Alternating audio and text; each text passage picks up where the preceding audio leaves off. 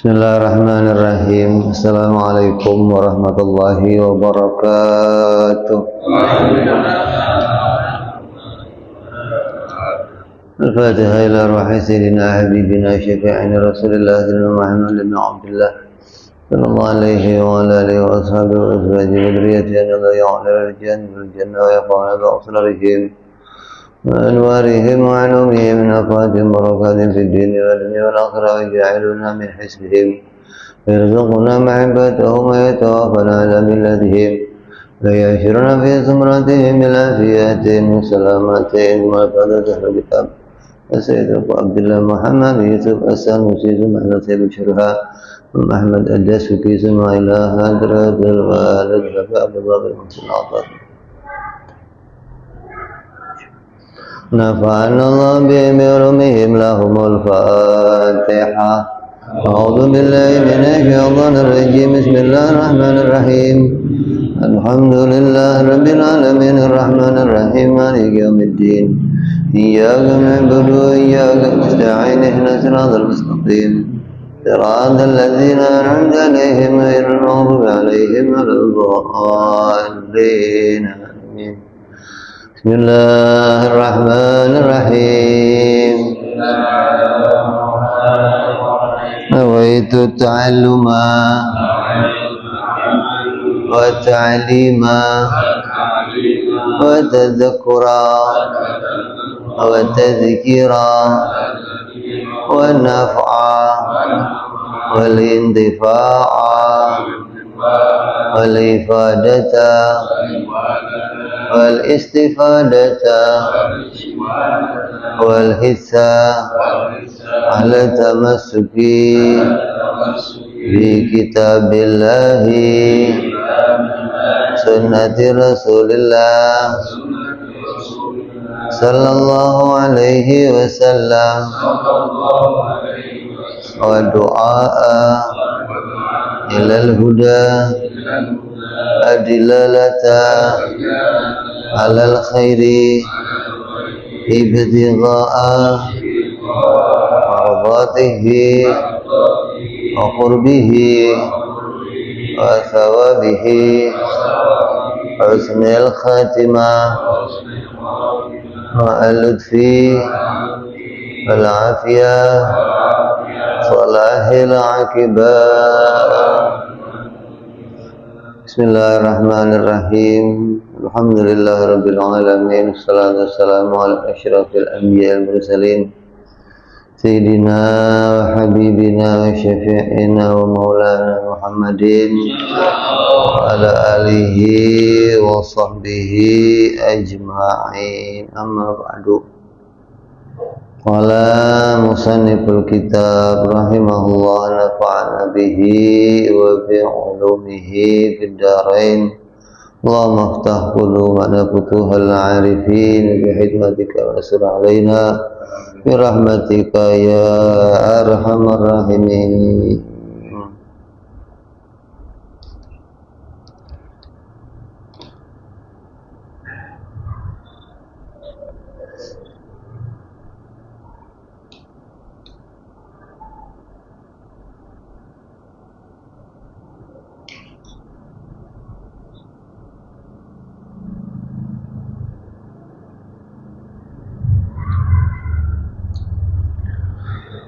Masih dalam pembahasan tentang keuntungan-keuntungan yang diperoleh dari memperbanyak atau mendawamkan zikir kalimat la ilaha illallah Muhammadur Rasulullah. Yang lalu sudah kita bahas tentang akan diberi oleh Allah hadiah mempunyai sifat kaya di dalam hatinya, kemudian sifat fakir di dalam hatinya, kemudian wa minha itharu ala nafsihi bimala yadhummuhu syar'u.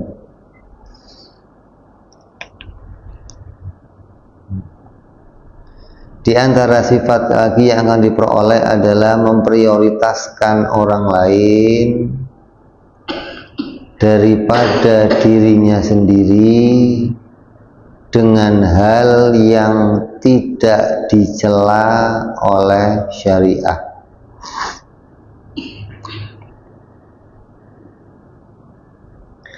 Hatinya punya kasih sayang kepada hamba-hambanya Allah. Kalau kepada hambanya Allah, dia punya sifat yang sangat memperhatikan, hingga dia memprioritaskan orang lain daripada dirinya sendiri. Ini banyak riwayat tentang bagaimana ulama mempraktekkan hal ini. Di antaranya kejadian ketika seseorang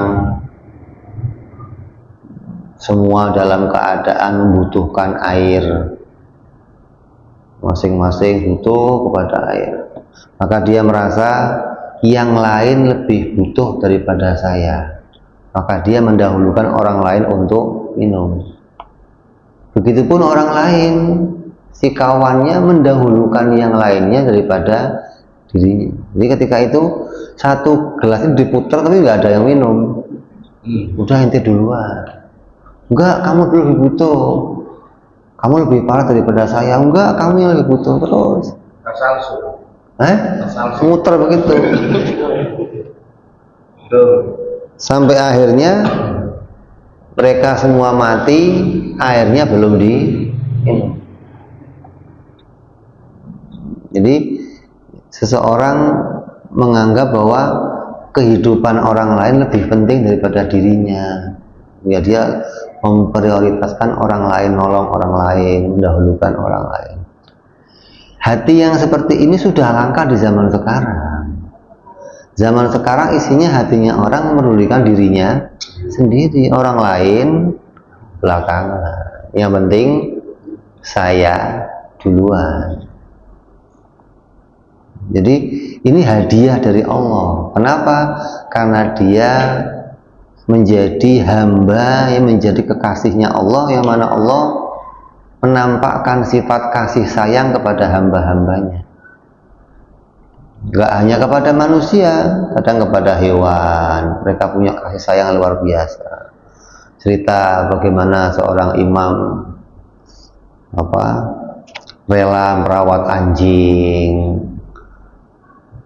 Kenapa? Karena anjing itu juga hambanya Allah. Dia nggak terus, wah kamu mah anjing apa urusannya. Enggak, dia anjing ya hambanya Allah, kasih sayang, diurusi. Walaupun dia sampai dilihat oleh orang lain, gimana sih kok seorang besar yang anjing itu hal yang diharamkan malah diurusin. Diharamkan itu kalau dimakan, bukan kalau diurus. Maka selagi itu nggak sampai pada urusannya dicela oleh syariat, maka dia masih melakukan hal tersebut demi mementingkan kepentingannya orang lain daripada diri. Kecuali pada hal-hal yang sudah sampai kepada dicela oleh syariat. Dicela syariat itu maksudnya syariat melarang melakukan hal tersebut gitu. Syariat mencegah ngelakuin hal tersebut. Kenapa? Kayak perkara-perkara dalam kemaksiatan, mendukung sebuah kemaksiatan, mendukung sebuah perbuatan yang mendurhakai Allah. Ini syariat nggak mendukung yang begitu. Tapi selagi itu perkara yang masih diridhoi oleh Allah, perkara yang masih di dalam batasan-batasan syariat, maka ketika orang itu memprioritaskan orang lain, maka sifat ini adalah sifat yang mana hadiah dari Allah, karena dia mendawamkan kalimat la ilaha illallah. Banyak riwayat-riwayat, banyak. Kayak kakek-kakek kita orang datang ke rumah seseorang, hidupnya pas-pasan, hidupnya ketika ada orang yang lain datang, dia tahu orang ini butuh.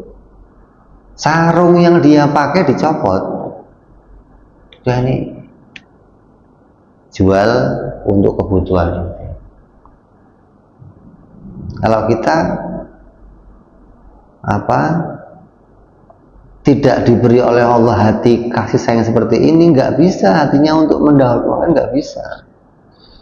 Ini kasih sayang seperti ini sudah seperti halnya suami istri. Istri itu lebih baik suaminya kenyang itu didahulukan daripada dirinya yang kenyang. Itu istri, coba kamu tanya. Istrinya lapar, suaminya lapar. Si istri mendahulukan kenyangnya suami daripada dirinya. Istri mendahulukan kenyangnya anak-anak daripada dirinya. Itu hati kasih sayangnya seorang ibu, seorang istri gitu. Nah, kita sebagai hambanya Allah kepada orang lain yang bukan siapa-siapa kita bisa nggak punya hati seperti itu gitu. Kalau ini kan ikatan suami istri kan jelas namanya kan. Kalau kata orang Jawa itu garwo. Hah? Garwo itu apa? Sigare nyowo. Separuh hatiku, separuh nyawaku. Istri itu kan separuh belahan jiwa. Gitu lah. Lah kalau orang lain bukan apa-apa kita, tapi ketika dia melihat ini hambanya Allah, makhluknya Allah, dia tetap punya rasa kasih sayang seperti itu.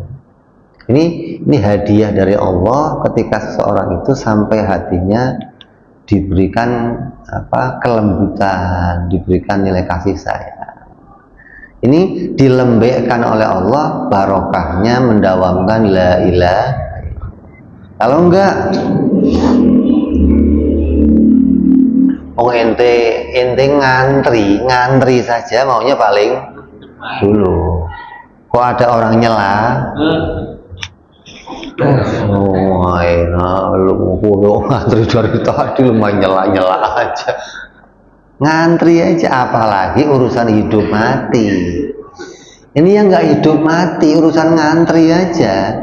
Nanti nggak mau nyerahin ke orang lain, nyela. Nah, orang-orang yang seperti ini dia mendahulukan kepentingannya orang lain daripada kepentingan dirinya sendiri. Berobat, makan, hidup, minum. Orang lain kok butuh, Allah duluan. Ente enggak, udah ente duluan, saya belakang. Kenapa? Karena dia tahu yang bikin hidup Allah, yang bikin mati Allah. Ini hanya sebab, ini hanya jalan yang Allah jadikan untuk saya bisa mendapat kebaikan. Maka dia senang mendapatkan kebaikan. Jadi mengeluarkan sesuatu, menolong sesuatu untuk orang lain lebih dia cintai, lebih dia sukai. Kalau kita kan enggak, gimana orang lain ngurusin kita, bukan kita ngurusin orang lain. Ente mau nggak perhatiin saya, gimana saya mau perhatiin ente? Dia nggak mikir itu, dia dipikirkan bagaimana orang lain mendapatkan kebaikan, mendapat kehidupan, mendapatkan kenyamanan, mendapatkan ketentraman. Itu dipikirkan sama dia. Rumah tangga, bertetangga dengan orang lain. Ini banyak contoh-contoh dari kisah-kisah wali-walinya Allah yang bisa praktek seperti ini banyak. Tapi kalau kita mau lihat praktek kehidupan orang sekarang, ya nggak ada. Dia cari orang yang peduli sama orang lain, ada. Orang yang peduli sama orang lain ada. Tapi kalau pas pemilihan partai doang, itu dia suruh turun ke got juga dia mau. Butuh apa-apa, ente duluan, komplain. Habis itu udah selesai. Udah dia jadi, dia diangkat, waalaikumsalam. Udah gak ada urusannya lagi. Jadi pamrihnya, ngurusnya orang lain demi sebuah pamrih. Kalau orang-orang ini gak ada. Setelah dia ngasih sesuatu, selesai. Dia gak ada tuntutan, gak ada harapan, gak ada. Karena yang dilihat bagi dia itu ketika dia nolong hanya Allah Subhanahu wa Ta'ala. Nggak melihat bagaimana nanti ada respon dari orang itu kepada dia, enggak.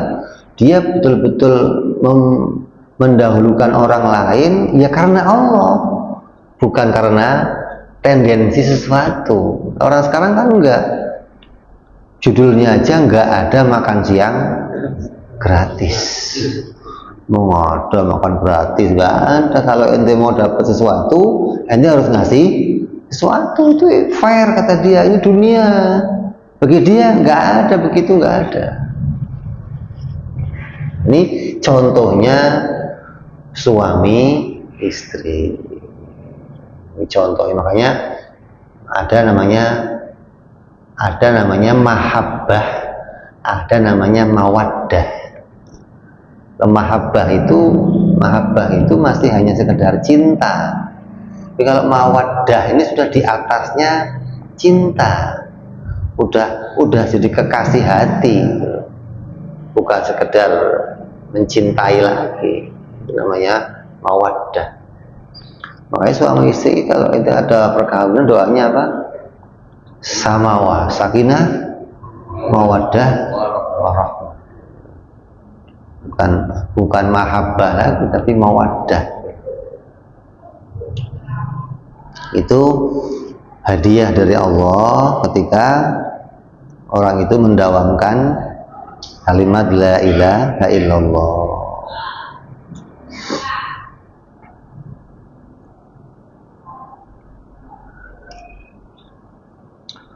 Terus wa minha al-futuwah. Al-futuwah itu sama kayak musalamah, sama kayak tafwid. Artinya dia menyerahkan segala urusannya kepada Allah. Ini kaitan sama orang yang tadi itu.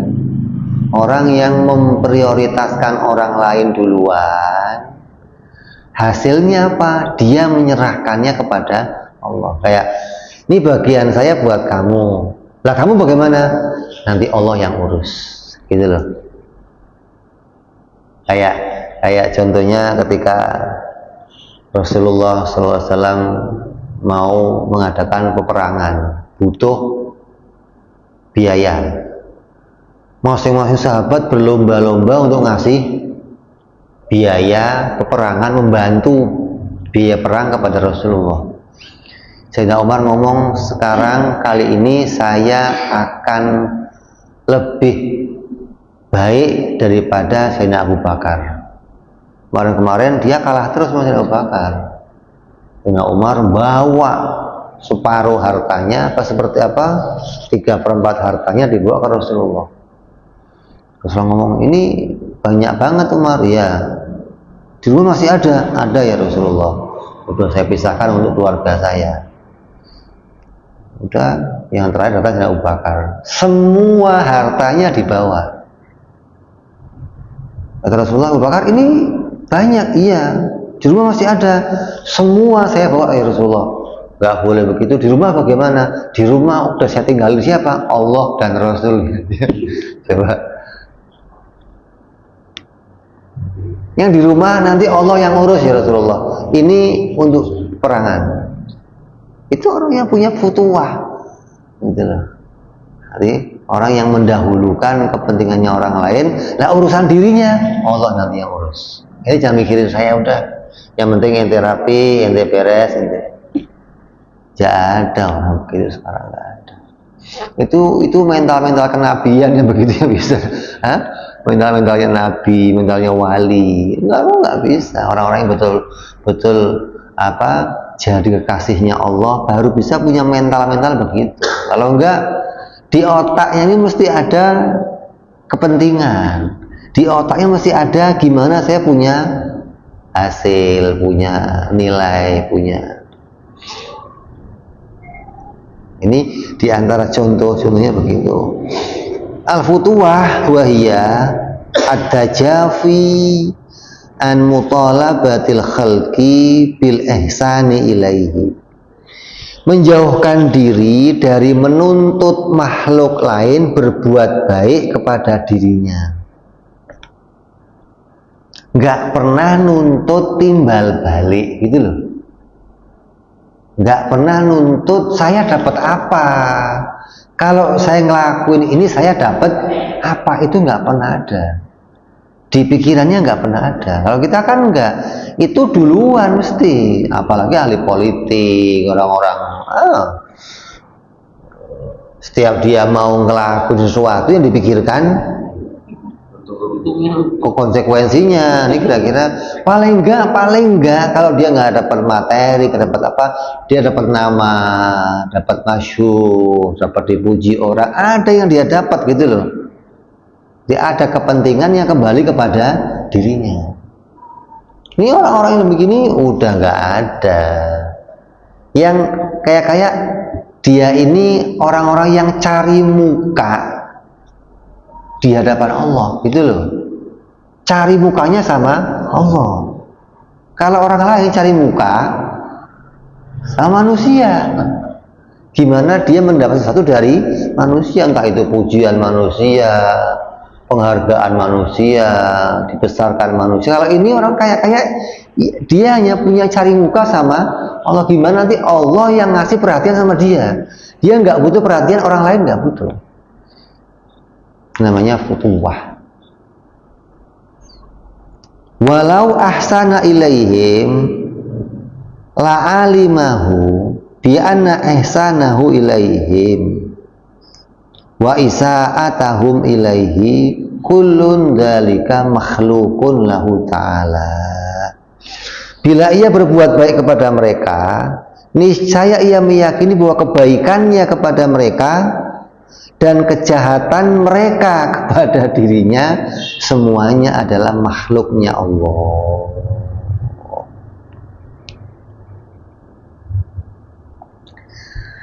Dia berbuat baik, yang dia pikirkan ini bukan saya yang berbuat baik, itu yang penting loh. Yang mahal itu akidah itu. Kalau sudah ketika kamu berbuat baik, kamu mengakui saya yang berbuat baik, mesti kamu punya tendensi, mesti. Tapi kalau sudah kamu meyakini Allah yang berbuat baik, Allah yang menolong saya ini jadi hal yang baik, berarti ini kebaikan ini bukan milik saya. Gimana saya mau nuntut sesuatu gitu loh. Selagi kamu merasa kebaikan ini punya saya yang mendatangkan, maka saya punya hak mendapatkan sesuatu. Tapi kalau kamu sudah menganggap kebaikan ini dari Allah, Allah yang punya kebaikan ini, maka haknya mendapat kebaikan Allah, bukan saya, gitu loh.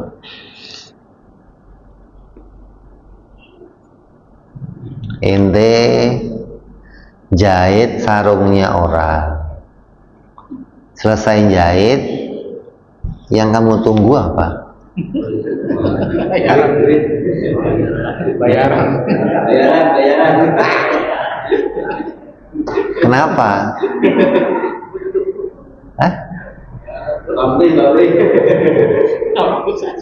Karena ini menganggap saya sudah berbuat baik sama kamu.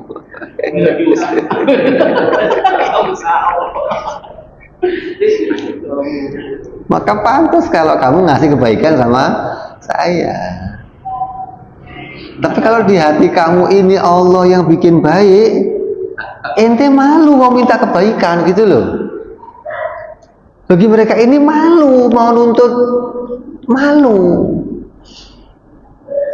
Jadi orang yang masih berani nuntut sesuatu, pasti dalam dirinya masih menganggap saya punya andil dalam kebaikan itu. Kalau sudah dirinya nggak punya andil sama sekali, semuanya fi'lullah, itu dia nggak akan minta apa-apa. Untuk sampai kepada hati seperti ini luar biasa. Maka apa kata Nabi?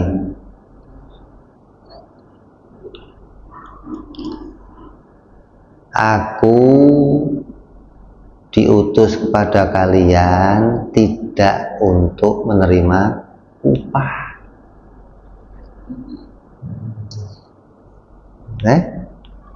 Nabi itu ketika ada sahabat mau ngasih sesuatu, karena hatinya sudah sampai seperti ini gitu loh. Bukan begini loh maksudnya. Kan ada kayak paket nih. Ada orang nganterin paket ke kamu. Terus kamu mau ngasih tip sama dia, atau tukang warung lah, bawain apa namanya, minuman, nanti pesen es teh satu, dia nganterin. Nanti mau ngasih tip, nggak usah Pak. Kenapa nggak mau dia?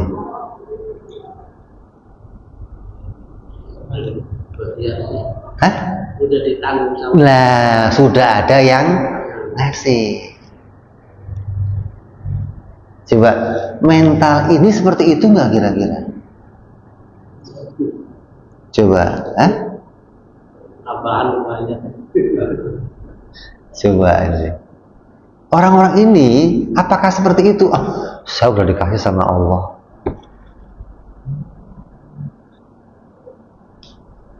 Terkait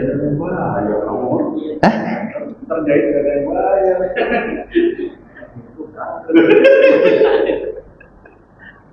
Itu kan pikiran kamu kan? Ya, itu pikiran kamu nggak? Pernah nggak begitu Bang?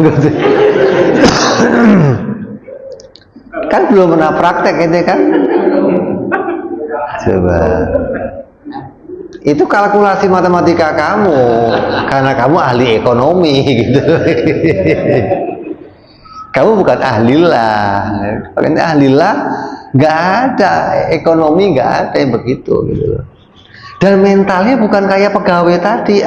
Allah sudah bayar saya, nggak begitu gitu loh. Di pikirannya ini kebaikan yang punya Allah. Bukan nanti yang bayar saya, Allah bukan. Kebaikan ini yang bikin Allah. Allah yang punya hak untuk kamu puji, untuk kamu bersyukur, bukan kepada saya. Jadi nilainya lebih di atasnya yang lain, bukan pegawainya Allah, bukan gitu loh.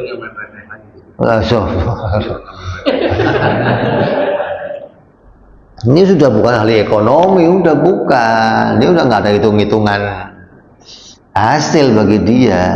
Hitung-hitungannya apa kebaikan yang saya kerjakan sekarang ini didatangkan oleh Allah. Hingga saya nggak berhak minta apapun dari ini, gitu. Karena Allah yang mendatangkan. Kenapa ada orang menuntut surga? Sama. Kalau dia merasa kebaikan didatangkan sama Allah, mungkin nggak nuntut surga. Sama. Kok apalagi surga? Wong surga aja dia nggak nuntut, apalagi receh gitu. Wong surga yang gede aja dia nggak nuntut. Coba, apalagi receh loh. Gitu loh. Tadi latihan sebulan sekali kan?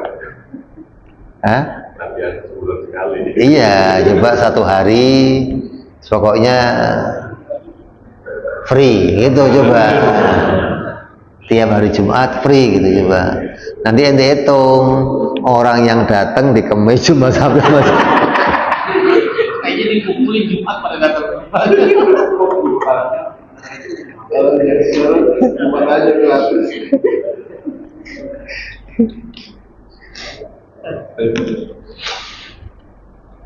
Tapi alania, maunya alania. Jadi kebaikan yang datang dari seseorang, kalau dalam ini kebaikan yang apa? Kebaikan saya kepada orang lain itu bikinannya Allah. Terus kejahatan orang kepada saya dibikin Allah. Bukan kejahatan saya, bukan. Dia udah nggak mau jahat sama orang. Kejahatan orang sama saya Allah yang bikin. Hingga dia pun nggak mau balas. Coba. Lah mau balas apa? Allah yang bikin. Dia nggak terima Allah bikin begitu. Sama kayak dikisahkan tadi, ada ketika keadaan gelap, ada orang mukul kamu. Begitu lampunya nyala, yang mukul siapa? Mak kamu, mertua kamu. Ini mau balas kejahatannya. Gitu loh. Ini orang-orang yang menyadari, oh, ada orang ngomongin kamu, nyakitin kamu, ngelecehin kamu. Ini Allah yang bikin hingga kamu sami'na wa ata'na. Nggak ada dendam, nggak ada sakit hati, nggak ada. Malah doain, terima kasih. Orangnya pusing. Ini udah saya tampol kok terima kasih. Coba. Semuanya itu makhlukatun lillah, makhluknya Allah. Dia berpikir apa? Wallahu khalaqakum wa ma ta'malun. Pikirannya Allah yang menciptakan apapun dalam diri kamu, dan Allah yang bikin perbuatan kamu. Berarti baiknya kamu dan jahatnya orang lain, bukan baiknya kamu dan jahatnya kamu. Bagi dia udah nggak ada hasad untuk menjahati orang lain gitu loh. Jadi baiknya dia dan jahatnya orang kepada dia itu ciptaannya Allah. Jadi orang yang hasud, orang yang membuat jahat sama dia, orang yang nyakitin dia, bagi dia melihat Allah mendatangkan ujian untuk saya. Coba ente sabar enggak? Ente nerima enggak? Ente sakit hati enggak? Ente ngedumel enggak? Ente balik mencaci enggak? Ente, kalau kita kan ya paling enggak ya 0-0 lah gitu loh. Tampar ya tabok lagi gitu loh, enak aja. Bagi dia ini Allah yang bikin, hingga dia nggak ada di hatinya gimana dia mau balas gitu.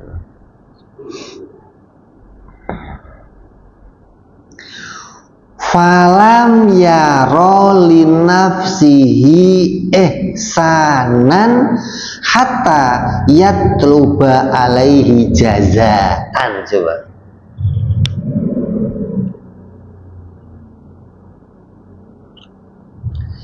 Orang ini ia tidak melihat dirinya berbuat baik hingga dia pantas minta balasan, enggak. Dia enggak melihat dirinya berbuat baik, enggak. Dia melihat Allah yang menjadikan dia baik. Nah, ketika dia melihat Allah yang bikin dia baik, gimana dia yang mau nuntut baik gitu loh. Nah, ini siapa kok jadi ini mau berbuat untuk siapa yang minta upah siapa? Itu sama aja ente ini apa tadi itu maklarin orang berangkat umroh apa namanya TKW, udah dia yang kerja, dia yang capek, itu yang minta Jadi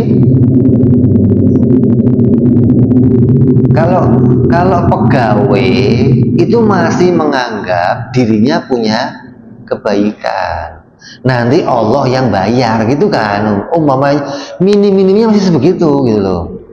Oh, saya nggak minta dari ente, nanti Allah aja yang bayar gitu loh. Minta pegawai gitu loh. Ini udah nggak begitu.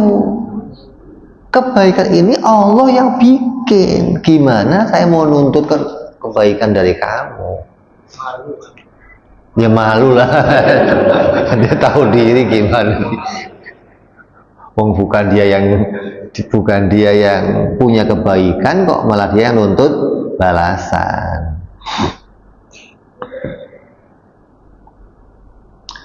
Walam yarolahum isaatan hatta yadhumuhum alaiha. Coba. Begitu pula dia melihat mereka berbuat jahat sehingga mencelakainya. Itu dia nggak melihat itu, gitu loh. Nggak melihat orang lain celakain saya, nggak ngelihat. Yang dia lihat Allah yang bikin itu. Gimana mau balas sama dia? Dia mau balas, ini orang nggak punya hak dibalas, kata dia. Kemana saya mau balas? Kalau ini kan nggak, masih melihat dia yang berbuat jahat, maka dia pantas saya balas. Kalau ini dia nggak melihat orang ini berbuat jahat, dia nggak melihat itu, hingga orang ini nggak pantas saya balas gitu loh. Coba, ini hadiah istimewa.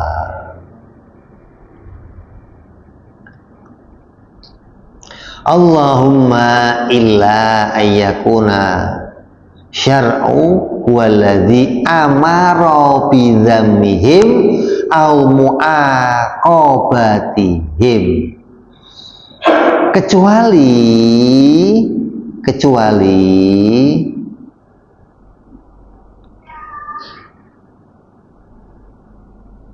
syara yang ngasih perintah. Fil hakikoh, di hatinya sama sekali nggak ada keinginan balas, keinginan minta, di hatinya nggak ada. Kenapa? Karena saya nggak punya hak untuk minta balasan, dan nggak punya hak orang ini untuk saya balas, nggak ada di hatinya. Kecuali syariat yang merintahin untuk melakukan itu, untuk mencela atau menghukum mereka. Jadi ketika dia kok ngelakuin sesuatu, yang jalan adalah hukumnya Allah. Jadi Allah menampakkan kejahatan seseorang, maka sama saja Allah memerintahkan saya menjalankan syariat. Gimana syariat tetap berjalan? Agar syariat ini berjalan, ya ada dong yang dijadikan praktek. Ya dong. Lah kalau nggak ada, ini syariat nggak bisa jalan jadinya. Nggak ada yang dicambuk, nggak ada yang potong tangannya, nggak ada yang biarin Allah yang bikin. Ya pelacuran tetap buka, akhirnya nggak ada FPI, nggak ada apa kalau begitu, gitu loh. Jadi mereka itu berjalan menegakkan syariat, memang Allah perintah itu. Mereka melihat Allah menampakkan sebuah kejadian, yang kejadian ini harus direspon pakai syariat agar syariat berjalan. Jadi bukan pakai hawa nafsunya, bukan karena kemarahannya, karena dendamnya, enggak. Kalau ada orang kok nyolong mangga di rumahnya, ada orang kok maling apa di rumahnya, ya lapor. Ini Nggak ada dia mati loh, modal, nggak ada dia begitu, nggak ada gitu loh. Nah, ini kan nggak makan tuh.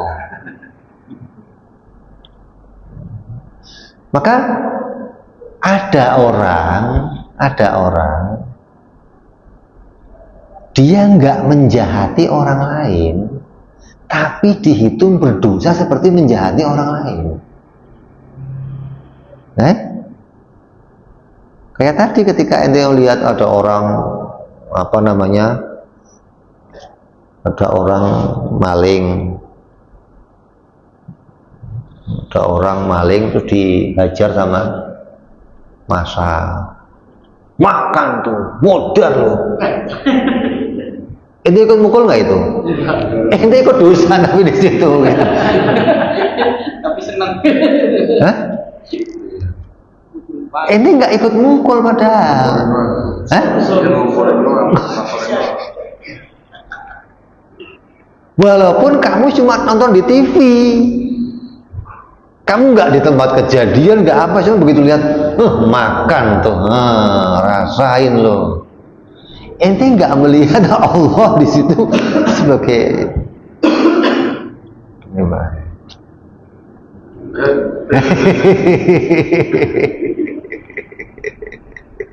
Seringnya pada begitu, mampus, kapok.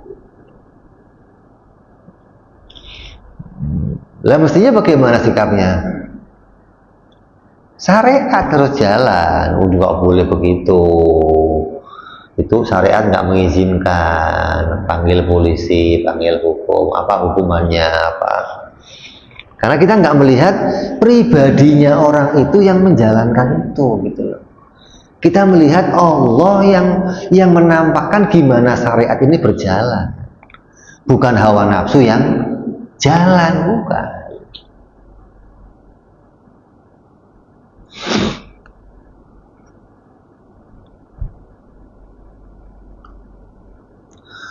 Fayaf'alu hina idzin ma amara bihi syar'u. Maka dalam kondisi seperti ini ia melakukan apa yang diperintahkan syariat. Liyakuma biwadifati ta'abudi faqat, coba, karena dia menjalankan penghambaan murni. Murni ini Allah yang merintah.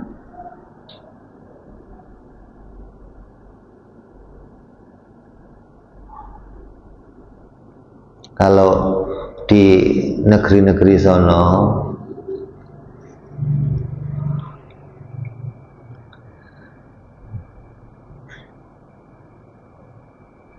kan ada hukum itu tetap harus berjalan, walaupun yang ngelakuin kejahatannya mau Habib kek, mau Sayyid kek, mau anak kiai kek, mau. Tapi adabnya mereka apa? Ketika yang ngelakuin itu kok Syarif, Habib, afwan Sayyid ya, tok gitu loh. Afwan ya. Karena ta'abbud, saya ngelakuin perintah doang gitu loh. Jadi afwannya duluan. Bukan karena gemesnya hatinya, nggak ada gitu loh. Sama dengan ente menghukum anak kamu, ente marah sama anak kamu, marah sama istri kamu. Ketika kamu kok marah, marahnya marah syariat, bukan marah dari hawa nafsunya. Ini bentuk penghambaan seseorang kepada Allah Subhanahu wa Ta'ala untuk menjalankan syariat. Ente mau pura-pura nggak ngeliat, berarti ente nggak ta'abbud. Udah biarinlah, namanya Allah yang bikin, nggak masalah. Nanti pokoknya kalau yang namanya hal yang baik itu pasti menang, yang jahat pasti kalah. Lah kalau ente berpegang kepada ayatnya, zahaqal batil Din. Ayatnya apa? Innal batila kana zahuqa apa? Batil, innal batila kana zahuqa. Yang bisa mengomong ayat itu, ngomong hadis itu, yang praktekin, bukan semua ngomong, tapi nggak ada yang dari mana datangnya, gitu loh. Datangnya yang benar pasti menang itu kalau ada yang mau praktek. Kalau dia mau praktek, lah gimana mau datang kebaikannya? Jadi mereka, orang-orang ini, ketika mereka itu menerima sesuatu, maka dia menerima karena syariat. Ketika dia kok menghukum sesuatu, dia menghukum karena syariat. Ya dia jahit, oh nggak usah. Ini yang nggak usah. Nggak usahnya begini maksudnya, tapi tong masuk gitu loh. Kalau masih di hatinya masih menganggap ada nilai dari dirinya, maka kalau kita menyebut itu, ente masih punya hati-hati khianat maksudnya. Jadi orang yang punya hati-hati khianat, mata khianat, tangan khianat, masih banyak begitu pada kita. Ini jadi pekerjaan kita tiap hari berkhianat. Nah, orang yang sudah ahli tauhid, murni ahli tauhid, dia sudah nggak lagi pernah berkhianat pada kebaikan yang dia lakukan atau kejahatan yang orang lakukan pada dirinya. Dia melihat Allah. Yang dilihat hanya Allah. Wallahu khalaqakum wa ma ta'malun. Udah melihat murni wahdaniyah fil af'al. Coba. Prosesnya gimana? Hah? Prosesnya bagaimana? Ngomong apa? Prosesnya. Ya tadi, ini kan hadiah. Kamu tahu ini hadiah ketika kamu udah dawamkan aja, nanti Allah akan datangkan kemantapan itu di hati kamu. Kalau ente mencoba sendiri, nggak bisa.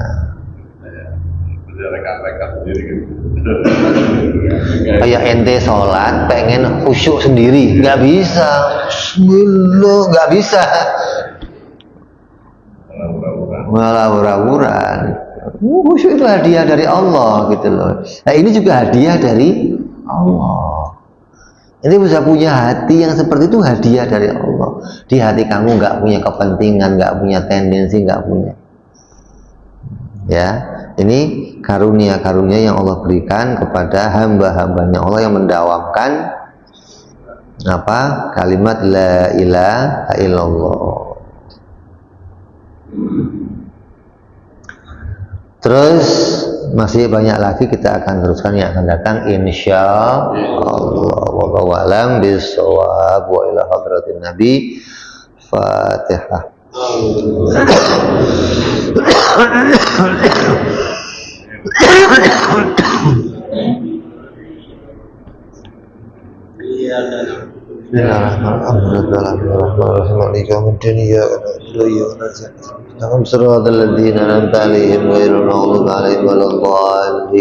Amin. Ya Rabbana tarabna bi'anana tarabna wa anana asrafna ala ladha ashrafna fatub alaina taubah Fastur lana aurati wa amini rawati wa ghfir li walidina Rabbi wa mauludina walali wal ihwani wa sairil hillani wa kulli di mahabbah au jiratin au suhbah المسلمين أجمعين ربي فضلا وجودا منا لا باكتساب منا بالمصطفى رسولي وبكل سولي صلى وسلم ربي عليه عند الحب وآله وصحبه عدد طاس صحبي والحمد لله في البدء والتنبي سبحان ربك رب العزة عما يصفون سلام على المرسلين والحمد لله رب العالمين. Assalamualaikum warahmatullahi wabarakatuh.